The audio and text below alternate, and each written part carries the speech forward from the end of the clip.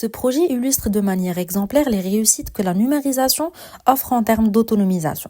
Bien que la numérisation ouvre des perspectives prometteuses pour les entrepreneurs sénégalaises, elle se heurte également à des défis tels que le manque d'accès à Internet ou même la disparité numérique entre les genres. Dans ce contexte, comment vous percevez, Madame Sow, ces défis et quelles initiatives, en dehors de ces startups, pourraient être mises en place pour surmonter ces obstacles et encourager surtout la participation des femmes dans le secteur entrepreneurial numérique au Sénégal? Je perçois les défis liés à la digitalisation de l'entrepreneuriat féminin au Sénégal comme étant les suivants. Le manque d'accès à Internet est un obstacle majeur pour les femmes entrepreneurs sénégalaises, surtout dans les zones rurales. Selon l'Union internationale des télécoms, UIT, le taux de pénétration d'Internet au Sénégal était de 46,9% en 2022. Ce taux est inférieur à la moyenne mondiale, qui est de 62,5%.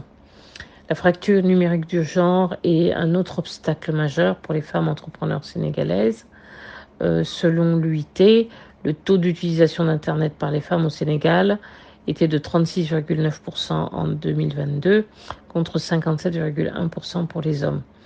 Cette différence est due à un certain nombre de facteurs, notamment le manque d'éducation et de formation en technologie, les contraintes socioculturelles et les inégalités économiques.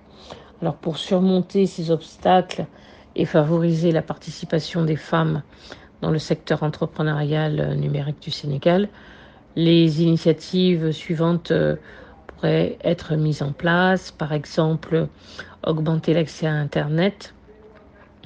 Cela pourrait être fait par le biais de programmes gouvernementaux ou des partenariats publics-privés pour fournir un accès à Internet à faible coût ou gratuit, par exemple dans les zones rurales et les zones urbaines défavorisées. En fait, moi je suis beaucoup plus en faveur aussi de la formation, que l'accès, que dans les programmes d'alphabétisation, on puisse mettre des formations pour augmenter l'accès à Internet et aussi pour réduire la fracture numérique du genre. Il est également important de pouvoir garantir aux femmes entrepreneurs qu'elles aient la même chance de réussir que les hommes. Et cela donc pourrait être aussi par le biais de programmes de formation et de sensibilisation. Une utilisation beaucoup plus conséquente des technologies numériques et aussi vraiment pousser les femmes à surmonter les obstacles socioculturels. Voilà en gros ce qu'on peut dire.